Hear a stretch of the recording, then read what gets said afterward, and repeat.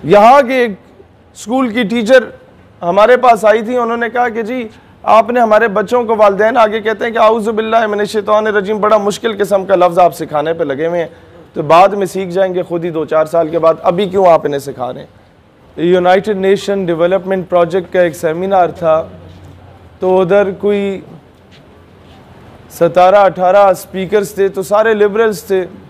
गलती से उन्होंने मुझे भी बुला लिया बतौर स्पीकर 2 साल पहले।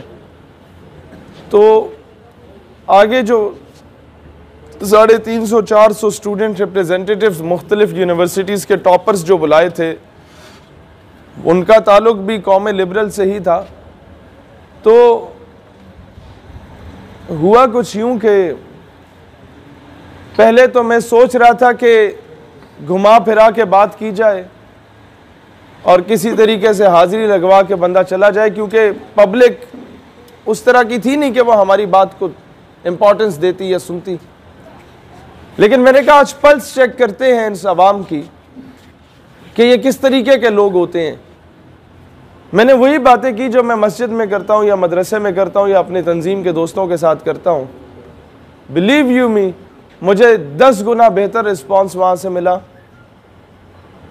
और जब मैं वहाँ से जाने लगा तो वो मॉड स्कॉट्स खवातीन भी वो ऑटोग्राफ जब लेने आई, मैंने कहा बहन तुम्हारा तो हुलिया बता रहा है कि तुम्हारा नज़रिया उस लिबरल साहब जो मुझसे पहले ख़िताब कर रहे थे उनसे मिलता जुलता है, तो आप मुझसे ऑटोग्राफ क्यों ले रही हैं।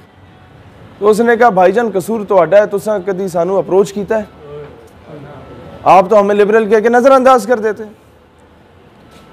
एक यूनिवर्सिटी जहाँ पर मुझे दाखिला भी नहीं मिला था, इतने मेरे मार्क्स नहीं थे, वहाँ हम लोग 2 मरतबा बतौर मेहमान ख़ुसूसी गए उसी डिग्री में।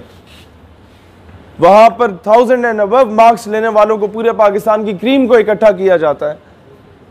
वहाँ जब हम महफ़िल गुफ्तगू हुए तो पब्लिक से, उस अवाम से, उन नौजवानों से अल जिहाद की सदाएं बुलंद हुई। एक अजीब सी कपकपी तारी थी पूरी यूनिवर्सिटी की एडमिनिस्ट्रेशन पे कि ये होने क्या जा रहा है यहाँ पर। तब मुझे अंदाजा हुआ कि इश्क़ रसूल की कैफियत हर मुसलमान के दिल में राख में दबी चंगारी की मानंद मौजूद है। कसूर हमारा है कि हमने आज तक उसे हवा ही नहीं दी कि वो शोला बन के भड़क उठे। हम लोगों ने उन जगहों पे जाके उन्हें अप्रोच ही नहीं किया। और लिबरल माफिया इसी तरीके से बैरूनी ताकतें उनमें घुसी हैं और उन्होंने पूरे सिस्टम को हाईजैक किया है। आपके मुस्तकबिल का आर्मी ऑफिसर वहां से निकल रहा है। जब मैं किसी कॉलेज के टॉपर्स की क्लास में जाके पूछता हूं कि जनाब आप में से कितनों को पता है कि फ़लस्तीन हमारा किबला अव्वल था, तो वो पूरे इलाके के टॉपर्स में से 50 में से 3 बच्चों में और दूसरी क्लास में 50 में से 5 बच्चियों में से यह जवाब आता है कि सर हमें पता है, बाकियों को इस बात का इल्म नहीं होता। और ये वो टॉपर्स हैं जो मुस्तकबिल में आपके आर्मी ऑफिसर होंगे, जो मुस्तकबिल में आपके असिस्टेंट कमिश्नर होंगे, जो मुस्तकबिल में आपके MNA होंगे, जो मुस्तकबिल में आपके मिनिस्टर होंगे, जो मुस्तकबिल में आपके साकिब निसार जैसे टाइप के जज होंगे।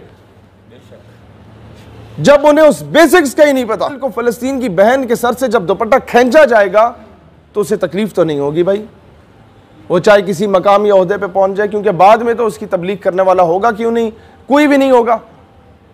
वालिदैन बरीउ ज़िम्मा 8000 हम फीस देते हैं अपने बच्चे की, स्कूल जाने बच्चा जाने। टीचर अगर ज़रा सी दाएं बाएं बात बताए, ये OA लेवल्स के स्कूल्स के जो टीचर्स हमारे पास कोई नज़रियाती लोग आते हैं, वो कहते हैं कि हम अपने बच्चों को ज़रा सा भी इस्लाम के बारे में बताएं ना तो बच्चा आगे से बोल पड़ता है सर आपको फिजिक्स पढ़ाने के पैसे दिए जा रहे हैं। वालिदैन आगे शिकायत देते हैं कि जनाब हमारा जो बच्चा है वो बड़ी मेंटल स्ट्रेस फील कर रहा है, आपने उसे मॉरल और एथिकल वैल्यूज़ क्यों पढ़ा दी हैं।